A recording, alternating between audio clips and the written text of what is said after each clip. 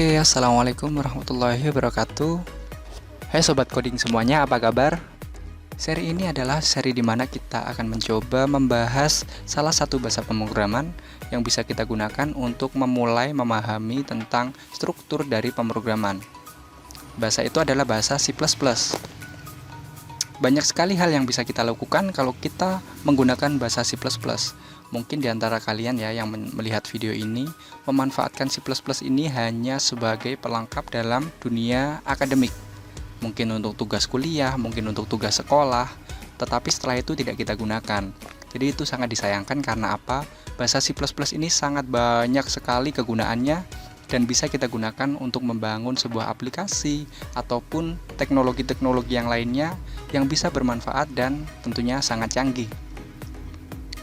Untuk membahas lebih lanjut, mari kita langsung simak video selengkapnya.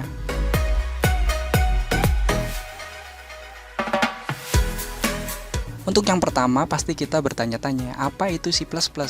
Dari mana asalnya? Kenapa kok nggak si min-min atau mungkin si bintang-bintang seperti itu? Padahal si sub kan ada yang si pagar itu. Jadi gini ceritanya, saya sedikit cerita ya tentang sejarah dari C++. Bahasa pemrograman C++ ini ternyata pertama kali dibuat oleh Bjarne Stroustrup di laboratorium A.T. Bell, atau kalau di bahasa Indonesia itu A.T. Bell kayak gitu pada tahun 1980.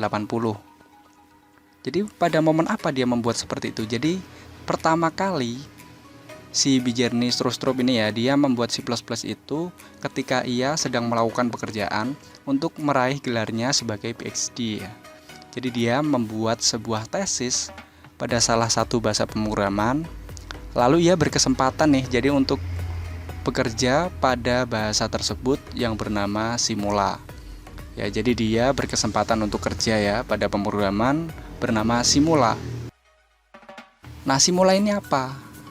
Simula itu ternyata merupakan bahasa yang digunakan untuk simulasi pada salah satu varian yaitu The Simula 67.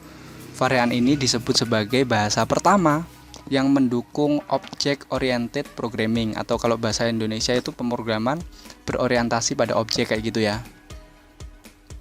Nah, hal ini nih yang membuat si Bjarne Stroustrup membuat sebuah prototipe dari bahasa yang sebelumnya sudah ada, bahasa C yang memiliki fasilitas kelas dan juga dipercanggih.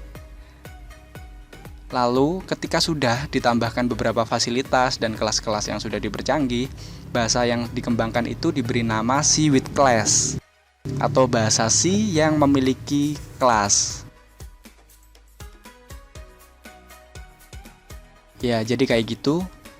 Setelah itu ternyata di tahun 1983 sampai 1984, bahasa yang tadi dikembangkan yang sudah berubah namanya menjadi C with class atau bahasa C dengan kelas disempurnakan kembali nih dengan overloading operator dan biasa disebut sebagai a better C kayak gitu ya.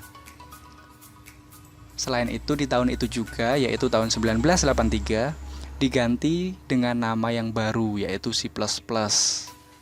Ya mungkin karena banyak dari bahasa C sebelumnya ditambahkan kelas, ditambahkan beberapa fitur-fitur baru yang membuat C ini menjadi lebih canggih kayak gitu ya. Akhirnya C itu diubah menjadi C++. Huruf C ini diambil dari bahasa pemrograman C, sedangkan untuk simbol C++ merupakan tingkat kenaikan pada operator C dan juga ditunjukkan sebagai versi yang lebih canggih dari bahasa C sebelumnya. Ya kayak gitu ya, jadi sudah paham kenapa kok nggak ciminmin. Mungkin kalau ciminmin mungkin pengembangan C yang fiturnya dikurangi kayak gitu. Jadi ini C++ sejarahnya seperti itu. Lalu setelah itu beberapa perusahaan, kan ini bahasanya sudah dikembangkan ya sama si Bjarne tadi. Lalu perusahaan-perusahaan itu banyak sekali yang merilis compiler untuk C++. Seperti yang dilakukan oleh perusahaan Borland International. Jadi kalau kalian sudah pernah dengar namanya Borland C++ dan Turbo C++ itu adalah produksi atau yang dikembangkan oleh Borland International. Meskipun kedua compiler itu digunakan untuk mengompil kode C++, ternyata compiler Borland C++ ini bisa digunakan pada lingkungan DOS dan pemrograman Windows. Ya, selain dari Borland itu, ternyata ada perusahaan lain nih yang merilis compiler C++ juga, seperti TopSpeed C++ dan Zourtec C++. Jadi nggak cuma Borland Internasional yang merilis compiler untuk menjalankan program dari C++ ini. Bahasa ini juga sudah memiliki, bahasa C++ ya, sudah memiliki standarisasi penerbitan yang pertama, yaitu pada tahun 1998. Jadi prosesnya sampai bisa terbit itu sudah cukup panjang ya, dari 1983 sampai 1998. Yaitu dengan standarnya yaitu ISO IEC 14882.2/1998. Ya, jadi kayak gitu prosesnya perkembangan dari C++ dari awal dikembangkannya sampai bisa memiliki standar yang pertama.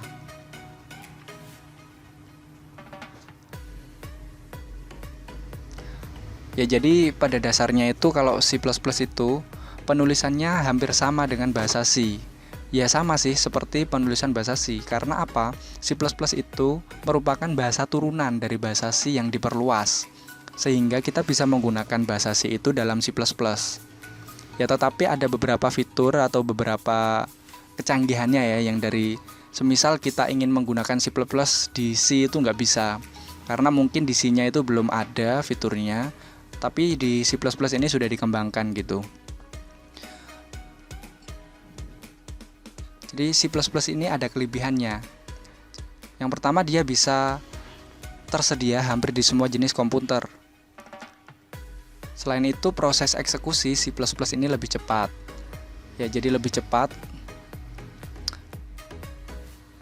Dia fleksibel dan juga portable untuk semua jenis komputer. Hampir sama ya dengan yang pertama. Lalu ada juga sedikit kata kunci, hanya sekitar 48 kata kunci. Tingkat bahasa pemrogramannya itu masih menengah atau middle level language. Bahasanya terstruktur dan termasuk bahasa pemrograman OOP atau Object Oriented Programming. Kalau bahasa Indonesianya pemrograman berorientasikan pada objek. Kodenya ini bersifat reusable, bisa digunakan kembali pada proyek lain, tentunya dengan library dan file header.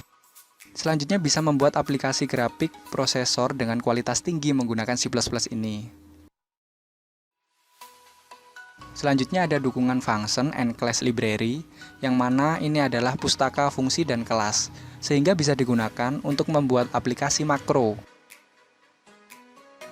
Dan tentunya bahasa ini sudah memiliki standar ANSI yang bisa digunakan di berbagai platform, istilahnya adalah multi-platform lah. Dia bisa multi-platform, dia bisa lintas kayak gitu.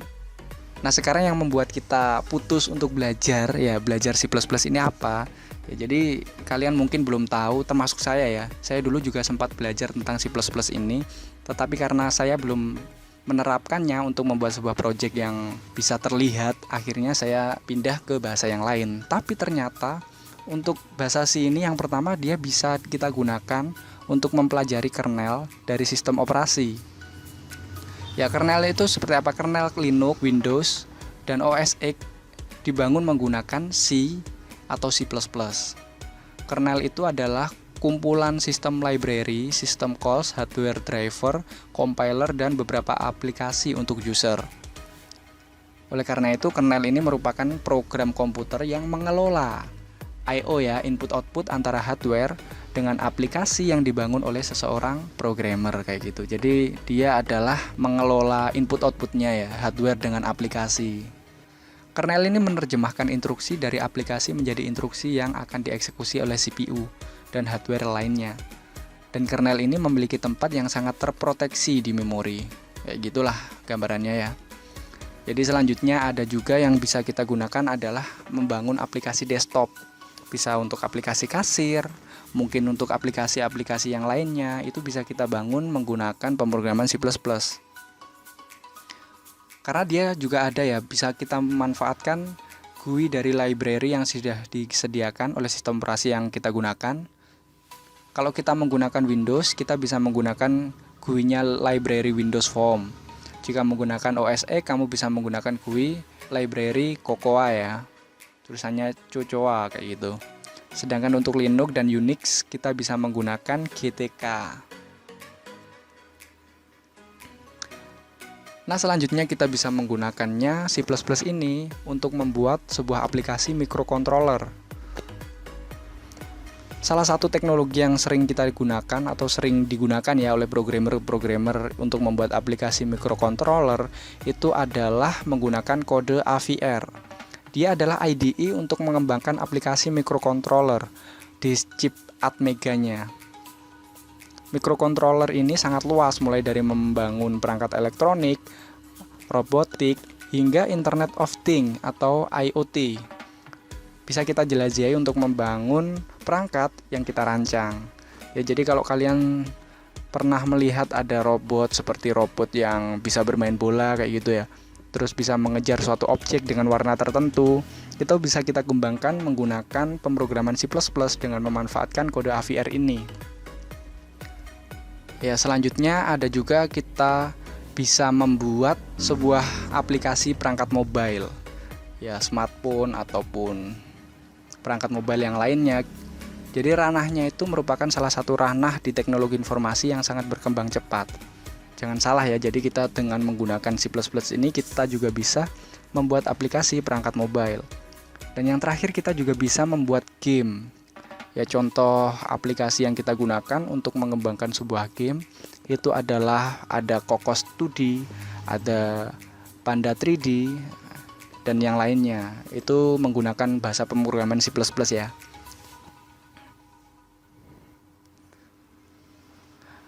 Nah, itu tadi pemanfaatan kita dalam mengembangkan sebuah aplikasi atau teknologi-teknologi yang canggih menggunakan pemrograman C++. Nah, sekarang ada juga perbedaan bahasa C++ ini dengan bahasa induknya, yaitu bahasa C. Jadi kita biar tahu ya, jadi perbedaannya C dan C++ itu apa. Itu ada yang pertama ya, kayak gini. Penemunya jelas beda. Jadi penemu bahasa C itu adalah Bell Telephone, sedangkan untuk C++ itu adalah Bjarne Stroustrup. Itu sangat jelas. Ya, karena Bjarne ini mengembangkan C itu dan menambahkan beberapa kecanggihannya sehingga ditambahkan dan menjadilah bahasa C++ seperti yang saya ceritakan tadi ya. Nah, selanjutnya C++ ini cakupannya lebih besar sehingga C++ bisa menjalankan bahasa C, sedangkan bahasa C itu ada beberapa hal yang tidak bisa dijalankan yang diambil dari bahasa C++ seperti itu. Ya, bahasa C itu termasuk bahasa pemrograman prosedural, jadi dari atas ke bawah ya. Sedangkan C++ itu termasuk pemrograman OOP atau Object Oriented Programming. Kalau bahasa Indonesianya pemrograman berorientasi pada objek. Selanjutnya bahasa C++ ini sudah mendukung polymorphis, ada inheritance dan enkapsulasi, sedangkan di C belum ada. Ya, selanjutnya ada bahasa C++ ini mendukung operator overloading, fungsi yang terstruktur, variabel referensi, fungsi virtual, sedangkan di bahasa C itu belum. Ya, dan perbedaan yang lain dalam beberapa hal seperti standar template library, exception handling, ada tipe data dan penulisannya. Ya, mungkin itu untuk perbedaan dari bahasa C++ dan bahasa C. Ya, jadi kayak gitu ya ceritanya pemrograman C++ itu lahirnya ketika apa, ternyata tercetus ketika studi juga. Tapi kenapa kalau kita belajar C++ ini hanya mentok untuk tugas saja? Jadi kita perlu explore lebih jauh tentang pemanfaatan C++ ini agar bisa menjadi project-project yang luar biasa ke depannya, oke? Ya, oke teman-teman, kita sudah membahas tentang sejarah C++, awalnya seperti apa. Untuk selanjutnya kita membutuhkan compiler ya, kalau kita selanjutnya ingin membahas tentang C++ lebih jauh, alias ngoding ya teman-teman. Jadi nanti kita gunakan compiler, terserah kalian menggunakan apa.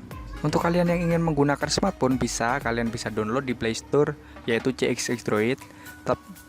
Tetapi saya nanti akan memanfaatkan Dev C++ untuk mempelajari tentang C++ ini. Untuk instalasi C++, saya akan ulas di video selanjutnya tentang tool-toolnya seperti apa, bagaimana saya menggunakannya. Kita akan pelajari bersama. Ya, jadi itu pembahasan kita kali ini. Terus kita belajar untuk C++ ini hingga sesi ini kita selesaikan bersama-sama. Ya, jadi untuk video kali ini saya cukupkan sekian. Kalau ada pertanyaan bisa cantumkan di kolom komentar. Saya Hendrik Setiawan. Wassalamualaikum warahmatullahi wabarakatuh.